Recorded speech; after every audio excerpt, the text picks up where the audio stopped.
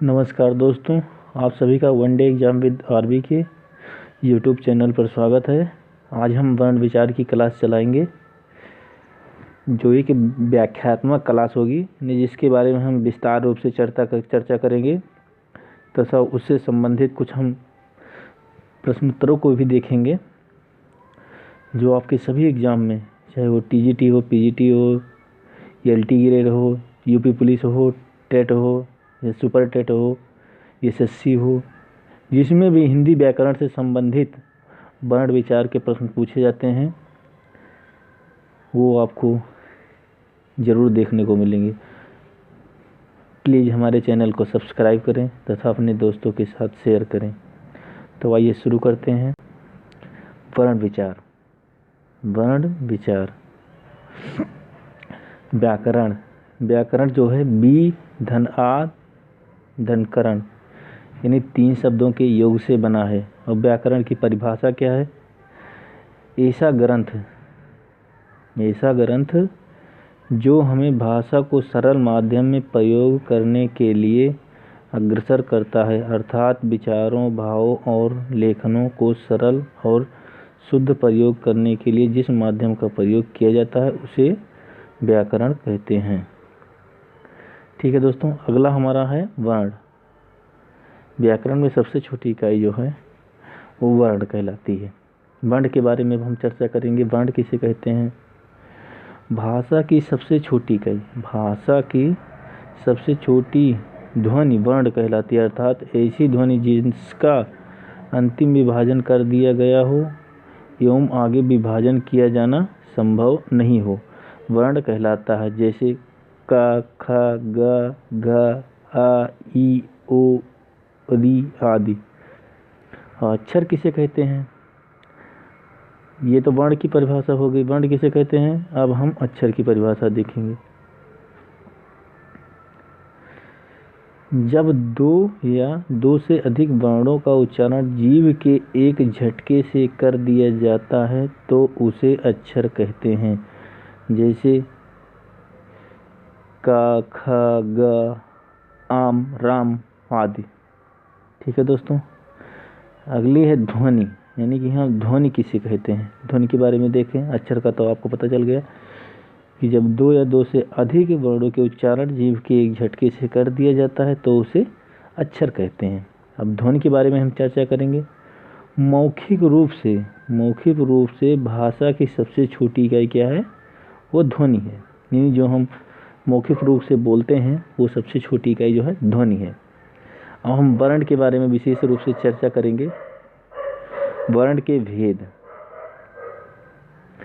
वर्ण मुख्यतः 2 प्रकार के होते हैं। एक है स्वर वर्ण, दूसरा है व्यंजन वर्ण। अब हम स्वर वर्ण के बारे में विशेष रूप से चर्चा करेंगे। किसी भी ध्वनि का उच्चारण करने पर फेफड़ों से निकली हुई श्वास वायु हमारे मुख में आकर बिना किसी बाधा, रुकावट या संघर्ष के मुख से बाहर निकल जाती है तो वह स्वर ध्वनि कहलाती है। अगला पॉइंट है सामान्यतः मुख से स्वतः उच्चारित ध्वनियाँ स्वर ध्वनियाँ कहलाती हैं।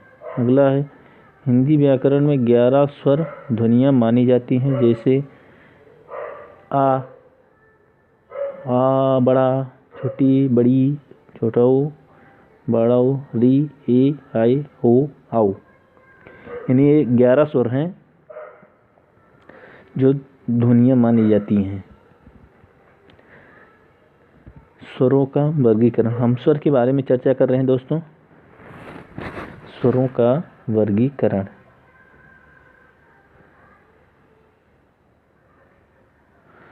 स्वर ध्वनियों का वर्गीकरण मुख्यतः 5 आधारों पर किया जाता है। मात्रा काल के आधार पर, उच्चारण के आधार पर, जिह्वा के उत्पादित के आधार पर, ओष्ठों की गोलाई के आधार पर, मुखाकृति के आधार पर। अब हम मात्रा काल के आधार पर देखेंगे।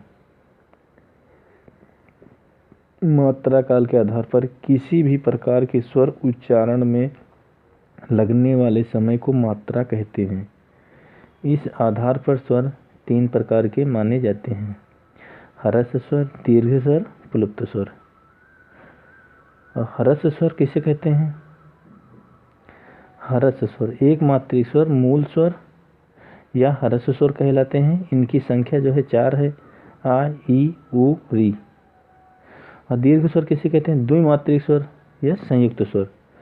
इसे ही द्विमात्रिक स्वर या संयुक्त स्वर कहते हैं। या दीर्घ स्वर को द्विमात्रिक स्वर, संयुक्त स्वर कहते हैं। एक मात्रिक को एक मात्रिक स्वर या मूल स्वर कहते हैं। तो संयुक्त स्वर की संख्या जो है 7 होती है। आ, ई, उ, ए, आए, ओ, आओ है।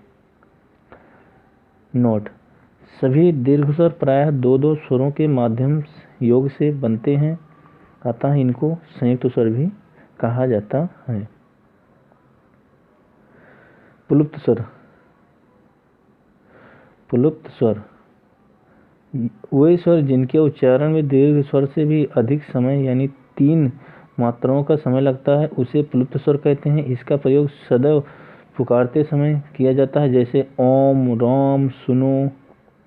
इसे लिखते समय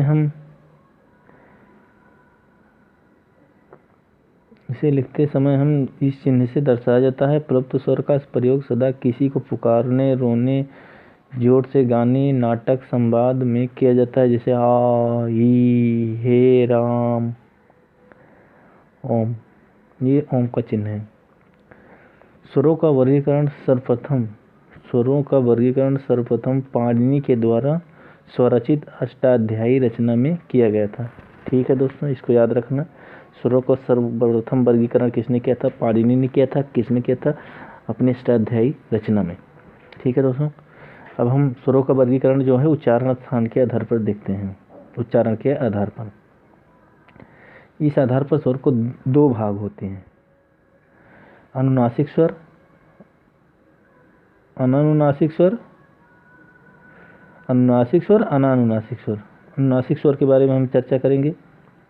जिन स्वरों का उच्चारण करने पर श्वास वायु मुख से एवं नाक दोनों से बाहर निकलती है, तो वह स्वर अनुनासिक स्वर कहलाता है। जैसे अनुनासिक स्वर को दर्शाने के लिए चांद जिसे चंद्रबिंदु बोलते हैं का प्रयोग किया जाता है, जैसे आंग, आंग, ई, उ, ए, एंग, आओ, आओ। अगला पॉइंट है हमारा अनुनासिक स्वर।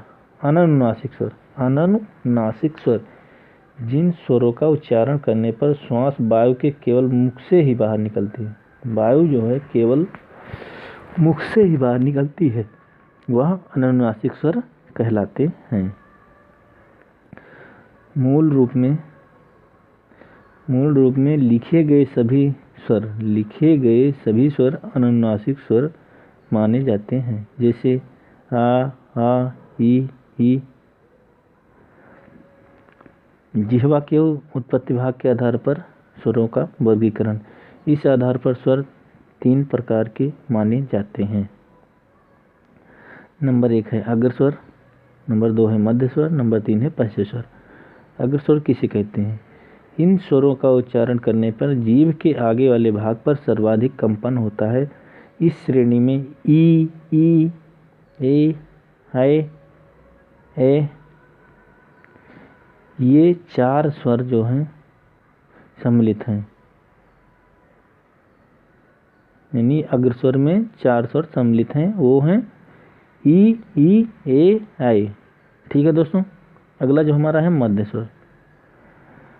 मध्य स्वर जिन स्वरों का उच्चारण करने में जीभ के बीच वाले भाग में अधिक कंपन होता है, इस श्रेणी में आ स्वर को शामिल किया जाता है।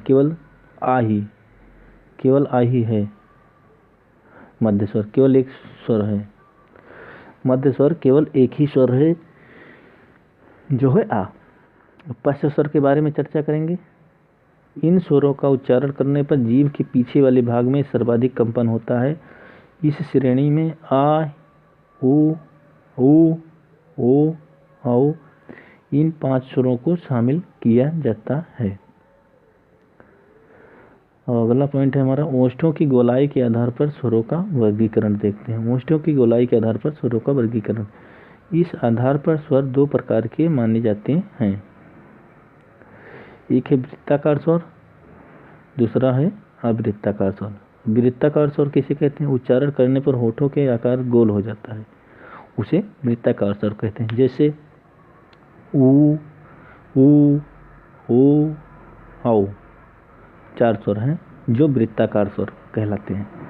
अवृत्ताकार स्वर उच्चारण करने पर होठों का आकार गोल नहीं होकर होठों के ऊपर नीचे फैल जाता है। जैसे आ, ई, ए, आई। ये 6 स्वर ऐसे हैं जो अवृत्ताकार स्वर के अंतर्गत आते हैं।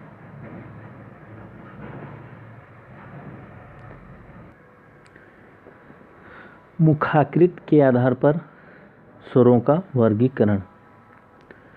इस आधार पर स्वर 4 प्रकार के माने जाते हैं। एक समवृत्त स्वर, एक विवृत स्वर, अर्ध समवृत्त स्वर, अर्ध विवृत स्वर। अब हम समवृत्त स्वर के बारे में चर्चा करेंगे। उच्चारण करने पर मुख का सबसे कम खुलना, जैसे ई, ऊ, ऊ, ये जो है समवृत्त स्वर के अंतर्गत आते हैं, जिसमें हमारा मुख सबसे कम खुलता है। ये 4 स्वर हैं। विवृत स्वर उच्चारण करने पर मुख का सबसे अधिक या ज़्यादा खुलना, जैसे आ। विवृत स्वर में केवल हमारा आ है। अगले टॉपिक पे चलते हैं। अर्ध समवृत्त स्वर। अर्ध समवृत्त स्वर उच्चारण करने पर मुख का समवृत्त साथ थोड़ा ज़्यादा खुलना, जैसे ए और ओ। अर्ध विवृत स्वर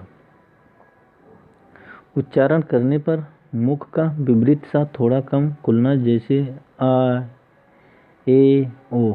ये अर्ध विवृत स्वर कहलाते हैं।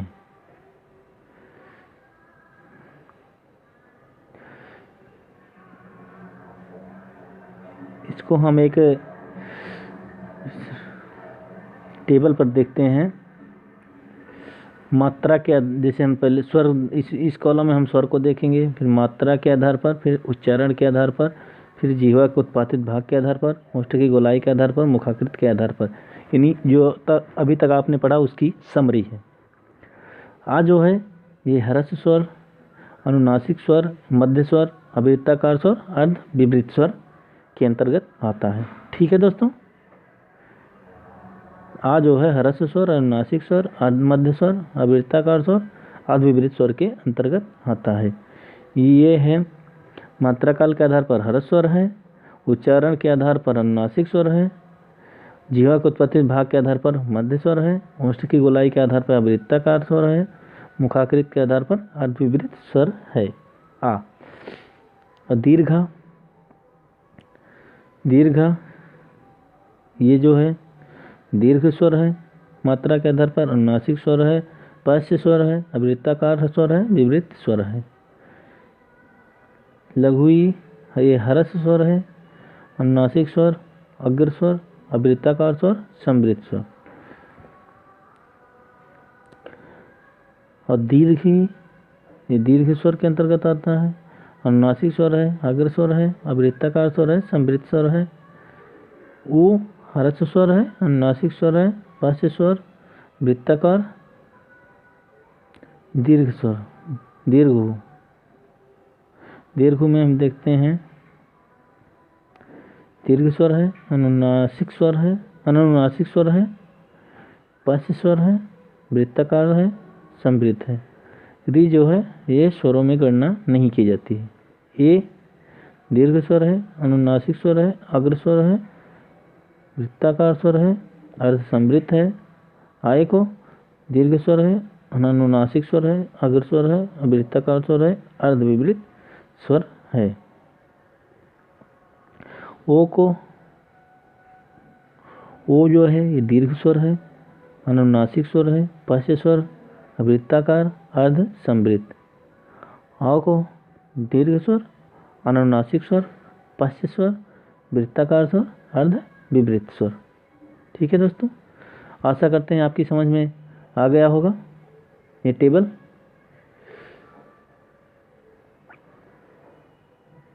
दोस्तों, आप सभी से निवेदन है हमारा कि हमारे चैनल को सब्सक्राइब करें तथा अपने दोस्तों के साथ शेयर करें। अब हम स्वरों के बारे में चर्चा कर चुके हैं। अब हम वर्ण के बारे में चर्चा करेंगे।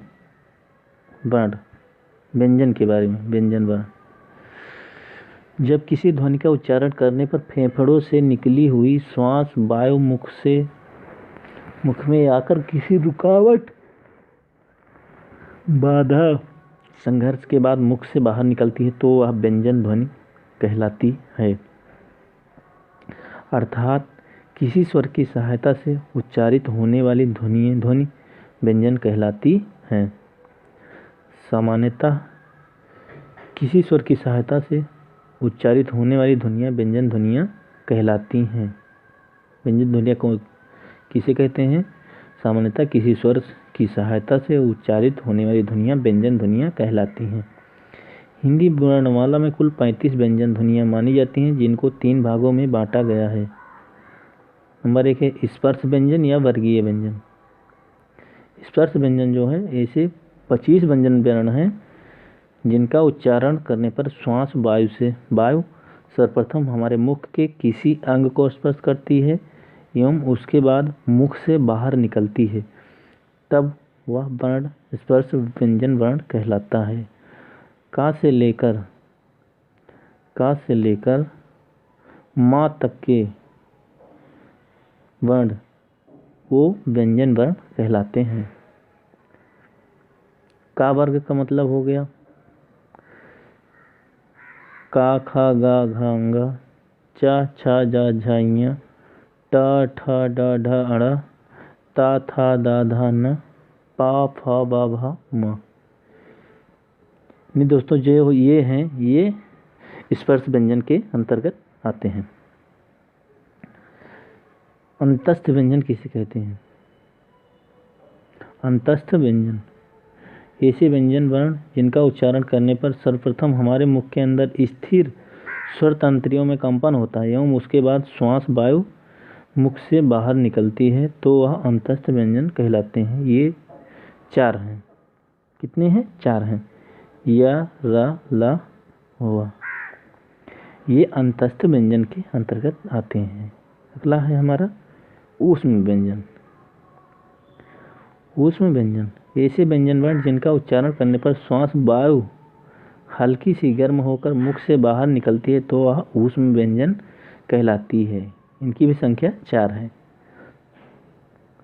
सा, टीसा, छोटा सा, हा। ये चारों जो हैं ये ऊष्म व्यंजन हैं। संयुक्त व्यंजन 2 या 2 से अधिक व्यंजनों के योग से बनाए जाते हैं। ऐसे व्यंजन को ही संयुक्त व्यंजन कहा जाता है। जब 2 या 2 से अधिक व्यंजनों के योग से बनाए जाते हैं, ऐसे व्यंजनों को ही संयुक्त व्यंजन कहा जाता है। जैसे छा, का और खचिशा के योग से बना है छा। त्रा और रा के योग से बना है त्रा। ज्ञा जो है ये भी 2 शब्दों के योग से बना है, ज्या और या। स्रा जो है ये सा और रा के योग से बना है। ठीक है दोस्तों, तो ये हमारे जो है वो संयुक्त व्यंजन कहलाते हैं। जब 2 या 2 से अधिक व्यंजनों के योग से बनाए जाने वाले शब्द को संयुक्त व्यंजन कहते हैं। संयुक्त व्यंजन छा है, त्रा है, ज्ञा है और स्रा है। व्यंजनों का वर्गीकरण। व्यंजनों का वर्गीकरण 2 प्रकार से किया जाता है। नंबर 1 है उच्चारण स्थान के आधार पर, नंबर 2 है प्रयत्न के आधार पर। अब हम उच्चारण स्थान के आधार पर इसकी व्याख्या देखेंगे। किसी भी वर्ण का उच्चारण करने पर हमारे मुख से का कोई अंग सर्वाधिक सक्रिय हो जाता है, अतः जो अंग सर्वाधिक सक्रिय होता है वही उस वर्ण का उच्चारण स्थान माना जाता है। उच्चारण स्थान के आधार पर हम व्यंजनों का वर्गीकरण देखेंगे। इसकी परिभाषा है किसी भी वर्ण का उच्चारण करने पर हमारे मुख का कोई अंग सर्वाधिक सक्रिय हो जाता है, अतः जो अंग सर्वाधिक सक्रिय होता है वही उस वर्ण का उच्चारण स्थान माना जाता है। वर्णों का उच्चारण स्थान। कंठ स्थान। कंठ वर्ण आ, का वर्ग, हा और विसर्ग, इन सभी वर्णों का उच्चारण स्थान कंठ से होता है। यानी ह्रस्व दीर्घा, का वर्ग का पूरा 5 अक्षर, का, खा, गा, घा, अंगा, हा और विसर्ग, इनका उच्चारण जो है वो कंठ से होता है। तालु स्थान यानी तालुस वर्ण, तालव्य वर्ण से होते कंठ वर्ण या कंठ स्थान, तालव्य वर्ण या तालु से बोले जाने वाले। इसमें ह्रस्व दीर्घी, चा वर्ग या सा, इन सभी वर्णों का उच्चारण स्थान तालु से होता है। ह्रस्व दीर्घी चा वर्ग को मतलब हो गया चा, छा, जा, झ, य, यानी कि चा वर्ग के 5 अक्षर या, सा, इन सभी वर्णों का उच्चारण स्थान तालु से होता है। मूर्धन्य वर्ण, मूर्धा स्थान को मूर्धन्य वर्ण भी बोलते हैं। इसमें री हो गया, टा वर्ग हो गया, रा हो गया, सा हो गया, खट्टी सा, इन सभी का वर्णों का उच्चारण स्थान मूर्धा से होता है। सा। टा वर्ग का मतलब हो गया टा, ठा, डा, ढा, अड़ा, यानी कि टा वर्ग के 5 अक्षर रा, सा, री, इनका जो उच्चारण स्थान होता है वो मूर्धा से होता है। दंत स्थान या दंत्य वर्ण। लिरी, ता वर्ग के सभी 5 अक्षर ला, सा, इन सभी वर्णों का उच्चारण स्थान दंत से होता है। ता वर्ग का मतलब दोस्तों आपको पता ही है, ता, था, दा, धा, ना, 5 अक्षर, और ला, सा और लिरी। ओष्ठ स्थान, ओष्ठ वर्ण के अंतर्गत उ, पा वर्ग, उपधमानीय वर्ण, इन सभी वर्णों का उच्चारण स्थान ओष्ठ होता है। पा वर्ग, उ और ओ, पा वर्ग आपको पता ही है, पा, फा, वा, भ, मा, ह्रस्व और दीर्घ, इन सभी वर्णों का उच्चारण स्थान ओष्ठ होता है। नासिका स्थान, नासिका से जो बोले जाने वाले शब्द हैं वो हैं नासिक के वर्ण। अनुस्वार का उच्चारण स्थान नासिका से होता है। ये प्रत्येक वर्ग का पंचम वर्ण का उच्चारण स्थान नासिका भी होता है। यानी जो वर्ण है जैसे का वर्ग हो गया खा, गा, घा, का वर्ग के लास्ट में 5वां वर्ण जो है अंगा हो गया, और चा वर्ग के अंतर्गत लास्ट उसका वर्ण जो हो गया 5वां वो हैया हो गया। ऐसे ऐसे प्रत्येक वर्ग के पंचम वर्ण का उच्चारण स्थान नासिका से भी होता है। कंठ तालु स्थान, कंठ तालुव्य वर्ण, ये आए, इन दोनों वर्णों का उच्चारण स्थान कंठ तालव्य वर्ण से होता है। ए और आई। कंठोष्ठ स्थान, कंठ ओष्ठ यानी गला और ओठों से बोले जाने वाले वर्ण, ओ, आओ, इन दोनों वर्णों का उच्चारण स्थान कंठोष्ठ होता है। दंतोष्ठ स्थान, दंतोष्ठ वर्ण, वा वर्ण का उच्चारण स्थान दंतोष्ठ होता है। अगला है हमारा दोस्तों जिह्वा मूल स्थान, जिह्वा मूलीय वर्ण भी जिसे कहते हैं, जिह्वा मूल स्थान या जिह्वा मूलीय वर्ण। जिह्वा मूलीय वर्णों का उच्चारण स्थान जिह्वा मूल होता है। प्रयत्न के आधार पर वर्गीकरण, किसी भी वर्ण का उच्चारण करने पर मुख अंगों के जो भी प्रयास करना पड़ता है उसे प्रयत्न कहते हैं। इस आधार पर व्यंजनों को 3 भागों में बांटा गया है। कंपन के आधार पर, श्वास वायु के आधार पर, उच्चारण के आधार पर। कंपन के आधार पर, इस आधार पर वर्ण 2 प्रकार के माने जाते हैं। नंबर 1 है अघोष वर्ण, दूसरा है सघोष वर्ण। अघोष वर्ण के अंतर्गत अघोष वर्ण उच्चारण करने पर नाद यानी गूंज कम होती है। अघोष वर्ण को ही विवर या श्वास वर्ण के नाम से भी पुकारा जाता है। अघोष वर्ण को विवर या श्वास वर्ण के नाम से भी पुकारा जाता है।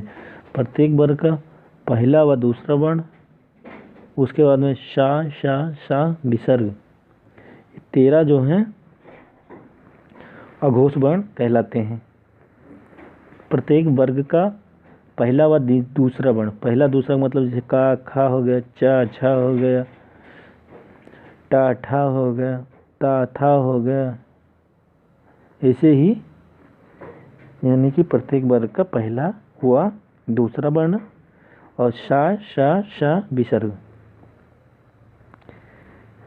ये जो 13 वर्ण हैं ये ही अघोष वर्ण कहलाते हैं। सघोष वर्ण किसे कहते हैं? उच्चारण करने पर नाद यानी गूंज अधिक होती है। प्रत्येक वर्ग का तीसरा, चौथा, पांचवा वर्ण और या रा ला व हा अनुस्वार सभी स्वर टोटल इसके जो हैं 31 हैं, सघोष वर्ण कहलाते हैं। यानी प्रत्येक वर्ग का तीसरा, चौथा, पांचवा वर्ण, यानी कि हमें केवल जो है अघोष को याद कर लेना है, बाकी सब जो हैं वो सघोष के अंतर्गत आएंगे। ठीक है दोस्तों, इनकी संख्या जो है 31 है। सघोष वर्णों की संख्या जो है 31 है। श्वास वायु के आधार पर, श्वास वायु के आधार पर, इस आधार पर स्वर, इस आधार पर वर्ण 2 प्रकार के माने जाते हैं। अल्प प्राण उच्चारण करने पर श्वास वायु का कम मात्रा में बाहर निकलना, उच्चारण करने पर श्वास वायु का कम मात्रा में बाहर निकलना। प्रत्येक वर्ग का विषम वर्ण 1, 3, 5 और या रा लावा सभी स्वर अल्प प्राण कहलाते हैं, अल्प प्राण ध्वनियाँ कहलाती हैं। प्रत्येक वर्ग का विषम वर्ण, विषम वर्ण का पता है दोस्तों, 1, 3, जैसे का और खा जो है दूसरे स्थान पर आता है, ये नहीं होगा। गा, घा जो है चौथे स्थान पर आता है, ये नहीं होगा। हंगा, ठीक है दोस्तों, यानी कि 1, 3, 5 का हो गया, गा हो गया और अंगा हो गया। ऐसे ही चा हो गया, जा हो गया और या हो गया। ऐसे ही प्रत्येक वर्ग का विषम वर्ण यानी 1, 3, 5 जो पहले नंबर पे है, तीसरे नंबर पे, 5वें नंबर पे है। उसके बाद में या रा ला वा सभी स्वर और सभी इसमें स्वर भी गिने जाते हैं। अल्प प्राण में महाप्राण उच्चारण करने पर श्वास वायु का अधिक मात्रा में बाहर निकलना। प्रत्येक वर्ग का समवर्ण यानी 2 और 4, 2, 4 का मतलब हो गया का खा गा होगा, अंगा में का नहीं होगा, खा हो जाएगा, दूसरे नंबर पर आता है, गा नहीं होगा, घा हो जाएगा, केवल खा और घा। उसके बाद में तीनों सा हो गया और हा हो गया, यानी इनकी जो उच्चारण स्थान के आधार पर, उच्चारण के आधार पर व्यंजन वर्ण 8 प्रकार के माने गए हैं। स्पर्श व्यंजन, स्पर्श व्यंजन में क, ख, ग, घ, ट, ठ, ड, ढ यानी कि वर्ग के 4 अक्षर हैं जो स्पर्शी व्यंजन कहलाते हैं, स्पर्शी व्यंजन कहलाते हैं। संघर्षी व्यंजन में 4 होते हैं। स्पर्श व्यंजनों की संख्या 16 होती है, संघर्ष व्यंजनों की संख्या 4 होती है। इसमें तीनों सा हो गए और हा हो गए। स्पर्श संघर्षी व्यंजन जो है, स्पर्श संघर्षी व्यंजन च, छ, ज, झ कहलाते हैं। नासिक या अनुनासिक व्यंजन, इनकी संख्या 5 है। यंगणनम यानी कि वर्ग का पंचम अक्षर। ताड़न जात या द्विगुड़ी या उच्छिष्ट व्यंजन 2 हैं, ये ड ढ है। पार्श्विक व्यंजन 1 है जो है ला, पार्श्विक व्यंजन ला कहलाता है। प्रकंपित या लुंठित व्यंजन केवल रा कहलाता है। संघर्षहीन अर्धस्वर व्यंजन या वा कहलाता है। या वा जो है ये संघर्षहीन या अर्धस्वर व्यंजन है। लुंठित व्यंजन रा है, पार्श्विक व्यंजन ला है। ताड़न जात या द्विगुड़ या उच्छिष्ट व्यंजन तीनों में चाहे जो कह लो, ये डा और ढा है। डा ढा जो है ताड़न जात या द्विगुड़ित या उच्छिष्ट व्यंजन कहलाते हैं। नासिक या अनुनासिक व्यंजन वर्ग का पंचम अक्षर इंगाड़ानम इंगड़नम। स्पर्श संघर्षी व्यंजन चा छ जा झा 4 हैं। संघर्षी व्यंजन तीनों सा और हा होते हैं। आइए हम अगले टॉपिक पे चलते हैं। अयोगवाही वर्ण। अयोगवाही वर्ण हिंदी वर्णमाला में अनुस्वार एवं विसर्ग ऐसी ध्वनियाँ हैं जो ना तो स्वर में शामिल की जाती हैं और ना ही व्यंजन में शामिल की जाती हैं। अतः इन दोनों ध्वनियों को अयोगवाही ध्वनियों के नाम से जाना जाता है। मानक एवं अमानक वर्ण हिंदी मानक संस्था द्वारा वर्णों के जिस रूप को वर्तमान में मान्यता दे रखी है वह मानक वर्ण कहलाते हैं, तथा जो वर्ण पहले प्रयुक्त होते थे परंतु वर्तमान में प्रचलन से बाहर हैं वो अमानक वर्ण कहलाते हैं। द्वित व्यंजन। द्वित व्यंजन किसे कहते हैं? जब किसी शब्द में एक ही प्रकार के व्यंजन वर्ण को लगातार 2 बार लिख दिया जाता है अर्थात उनके बीच कोई स्वर नहीं होता तो उसे द्वैत व्यंजन कहते हैं। जैसे बच्चा बच्चा में दोनों चार लग गया, उज्ज्वल में जा लग गया है, उड्डयन में उल्लेख आदि। यानी जब 2 स्वर 2 व्यंजनों का मेल एक ही स्थान पर होता है, 2 व्यंजन एक ही जगह मिलते हैं और बिना स्वरों के, तो वहाँ पर द्वैत व्यंजन कहलाता है। संयुक्त अक्षर व्यंजन अलग अलग प्रकार के 2 व्यंजन वर्ण लगातार एक स्थान पर लिख दिए जाते हैं। जैसे खंड। संयुक्त अक्षर व्यंजन। संयुक्त अक्षर व्यंजन किसे कहते हैं? अलग अलग प्रकार के 2 व्यंजन वर्ण लगातार एक साथ लिख दिए जाते हैं। जैसे खंड, स्पष्ट, स्मरण, संधि आदि, चिन्ह आदि। आगत व्यंजन किसे कहते हैं? अरबी या फारसी लिपि से हिंदी वर्णमाला में ग्रहण किए गए व्यंजन वर्णों को आगत व्यंजन कहा जाता है। इनकी संख्या 5 होती है। जैसे क, फ, ग, ज, फ।